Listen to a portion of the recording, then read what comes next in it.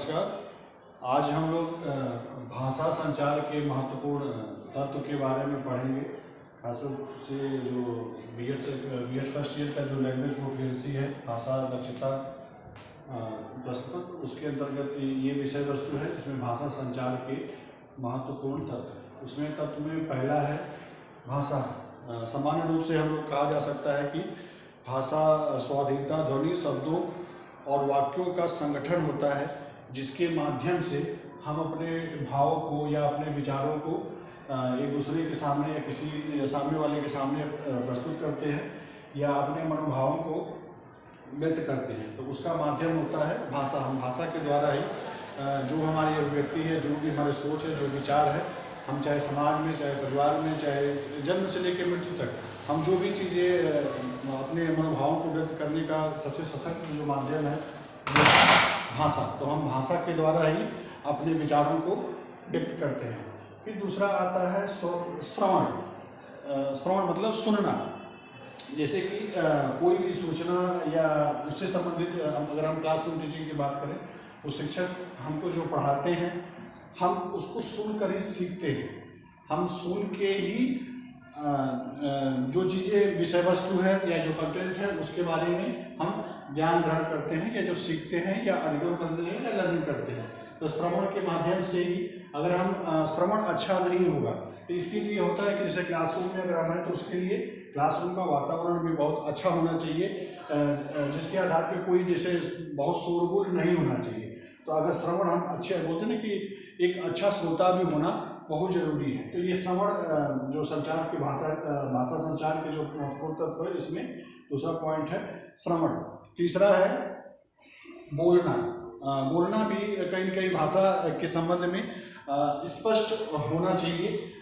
बोलना, जब तक हम किसी विषय वस्तु को अच्छे से बोलेंगे नहीं, अच्छे से प्रेजेंट नहीं करेंगे, तो निश्चित है कि वो उतनी बेहतरीन तरीके से सामने वाले के सामने हम जब अपने आप को प्रेजेंट नहीं कर पाएंगे या बोल नहीं पाएंगे या कह नहीं पाएंगे, कह सकते हैं अपनी भावनाओं को व्यक्त नहीं कर पाएंगे, तो निश्चित है कि वो चीज़ें उतनी बेहतर से नहीं हो पाएगी। इसलिए इसके तौर पर बोलना बहुत ही जरूरी है। हम किसी भी विषय वस्तु पे अपने विचार रखना, अपनी बातों को कहना, अपने मनोभावों को कहना, ये वो होना बहुत जरूरी है।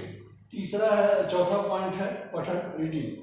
सबसे बड़ी चीज़ है कि आजकल हम लोग पढ़ना थोड़ा सा कम कर दिए हैं। तो पढ़ना बहुत ज़रूरी है। अगर हमको अपने भाषा से संबंधित कौशल का विकास करना है तो जो भी चीज़ें हैं, पढ़ना बहुत ज़रूरी है। हमको एक पढ़ना जीवन के लिए कह सकते हैं कि अगर हमको जीवन में आगे बढ़ना है या अपने बीते हुए कल के या वर्तमान आने वाले समय के या जो भविष्य में कुछ होने वाला है उससे संबंधित चीज़ों के लिए खास रूप से अगर हमको अपने इतिहास के बारे में पढ़ना है तो पढ़ना बहुत ज़रूरी है। जब तक हम पढ़ेंगे नहीं तो निश्चित है कि हम बहुत कुछ ज़्यादा सीख नहीं पाएंगे। पढ़ना इसलिए बहुत ज़रूरी है। तीसरा अंतिम पॉइंट है लेखन। हम लोग जनरली यहाँ पढ़ने की बात हो रही थी और यहाँ लिखने की, तो आजकल थोड़ा सा वर्तमान समय में लोग पढ़ना लिखना दोनों लगभग थोड़ा सा छोड़ तो नहीं करते, कम कर दिए। पहले के लोग बहुत ज़्यादा पढ़ते भी थे और बहुत ज़्यादा लिखते थे, मगर आजकल के बच्चे लिखने और पढ़ने पे ध्यान बहुत कम देते हैं। जहाँ हम लिखने और पढ़ने पे ध्यान कम देंगे, निश्चित है कि जो हमारी स्पेलिंग मिस्टेक होती है, जो राइटिंग मिस्टेक होता है, वो इसकी कमी के कारण ही होता है। अगर हम पढ़ना छोड़ देंगे तो हम निश्चित है कि हमारे जो शब्द हैं, जो शब्दों में जो त्रुटियां होती हैं उसके कारण होती हैं, और उसके साथ साथ लेखन है, अगर लिखना भी हम छोड़ देंगे तो निश्चित है कि हमारा जो राइटिंग है या जो त्रुटियां होती हैं ये इसके कारण ही होती है। तो आज हम लोगों ने भाषा संचार के महत्वपूर्ण तत्व में कि भाषा का संचार किसके माध्यम से होता है। पहला तो भाषा है, जो लैंग्वेज है, जिस भी हम भाषा के हैं, हम एक दूसरे को अपने मनोभावों का, या क्लासरूम जैसे शिक्षक अपनी बातें बच्चों से, बच्चे शिक्षक से, जो भी मनोभाव है उसको भाषा के ही माध्यम से रखते हैं। वो भाषा कोई भी हो सकती है, उनकी मातृभाषा है या राष्ट्रभाषा हो, कोई भी हो सकती है। दूसरा है श्रवण।